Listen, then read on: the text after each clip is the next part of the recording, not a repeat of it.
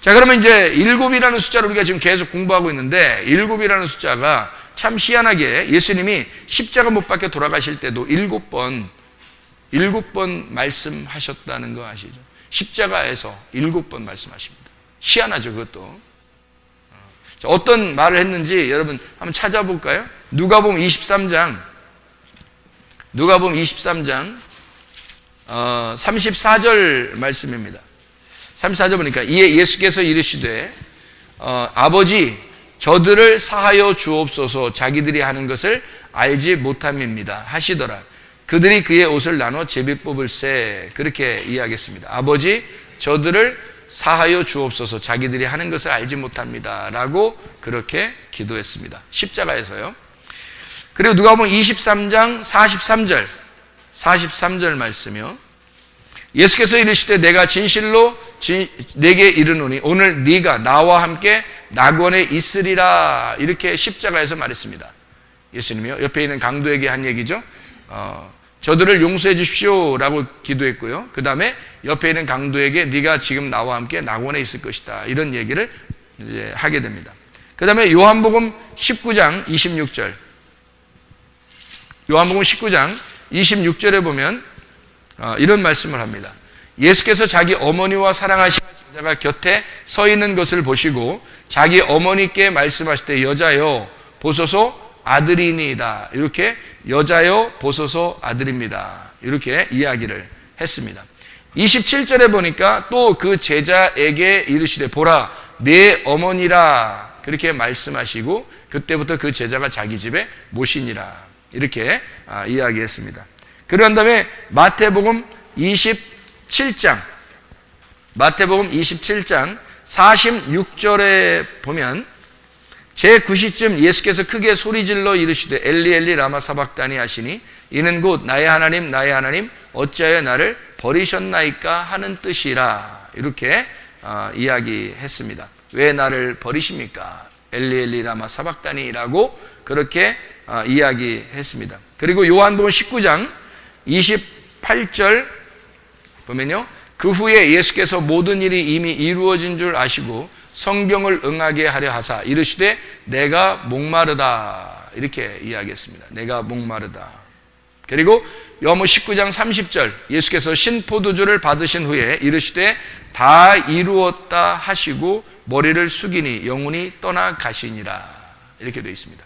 그러니까 첫 번째부터 마지막까지 7개의 말을 십자가에서 마태, 또 누가, 요한 이렇게 설명을 우리가 보면 같이 7개를 이야기한 것을 우리가 알 수 있습니다.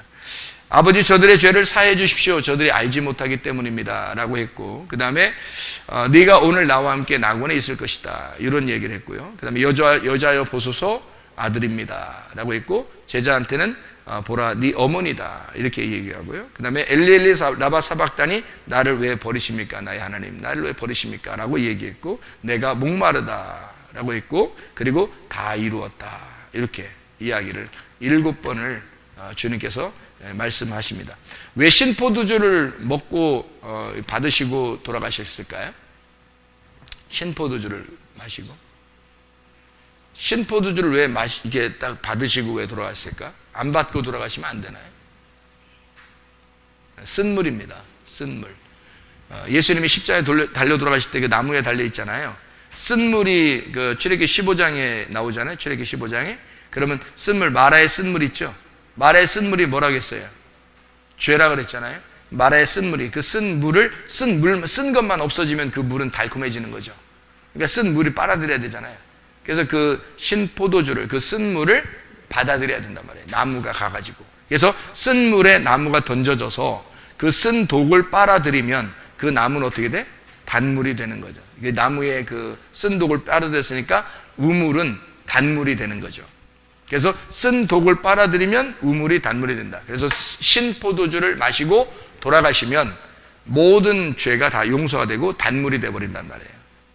그러니까 새 포도주를 하늘에서 마실 때까지 이 땅에서 마시지 않는다. 이렇게 되는 거죠. 그러니까 이 땅에서는 다 이 땅에 쓴 물을 다 예수님이 나무에다가 자기가 끌어들여야 되니까 그 신 걸 다 끌어들이고 그 다음에 죽으시고 그러면 영원히 신포도주는 없어지고 우리에겐 새 포도주만 남는 거죠. 이해가 되겠죠? 그래서 구약을 완성하시는 거죠. 율법을 다 완성하시는 거. 쓴 물을 다 완성하시는 거예요. 다 자기가 받으시고 완성하시고, 그리고 단물이 되시고 신약을 완성하시고 성경을 끝냈다. 다 이루었다. 이렇게 되는 것입니다. 그래서 신포도주를 마시고 다 이루었다라고 끝내는 거죠. 이게 7개. 자, 무슨 말인지 알겠죠? 7개라고 하는 왜 7을 갖다가 그렇게 굳이 이렇게 사용을 자꾸 하시는가라고 하는 것을 성경을 통해서 우리가 지금 보았습니다. 여러분, 제가 의도적으로 여러분에게 지금 7개를 갖다가 설명을 했는데, 왜냐하면 누가복음 1장 26절, 36절의 말씀을 설명하려고 했던 겁니다. 누가복음 1장 26절, 36절, 그거를 우리가 지금 설명을 하려고 했던 거죠. 누가복음 1장 26절, 36절에 다 뭐라고 되어 있다고요? 여섯째 달, 이렇게 되어 있습니다. 여섯째 달. 자, 여섯째 달에 침례 요한이 잉태가 된 걸 알게 되구나, 마리아가. 그리고 이 마리아도 거기에 그때 소식을 듣고 7째 달에 이제 예수님을 임신하게 되는 그런 일이 벌어진 거죠. 성경은 어떤 이런 규칙을 가지고 성경을 썼다라는 것을 여러분에게 지금 설명을 했습니다. 왜 그런 설명을 했다고요? 왜 이런 규칙을 가지고 성경이 쓰였다는 걸 얘기한다고? 성경이 그만큼 정확하다는 걸 설명하려고 하는 건데, 성경이 정확하다고, 하나님이 정확하다고 하는 것을 여러분에게 얘기해 준다는 것은 어떤 의미를 가질까? 하나님께서 하나님의 뜻을 이루는 데 있어서는 아주 정확하시다. 그러니까 하나님은 하나님의 일들을 이루실 때 하나님의 일이라고 생각되는 것들은 다 정확하게 이루신다. 하나님은 그걸 빗나가지 않도록 정확하게 이루시니까 우리는 어떻게 구해야 된다. 하나님의 소원이 무엇인지를, 하나님의 뜻이 무엇인지를 빨리 발견을 하고 기도해야 한다. 그러면 하나님이 반드시 이루어지게 되어 있다. 이것이 성경의 규칙이기 때문이다 라고 하는 것을 여러분에게 이야기한 것입니다.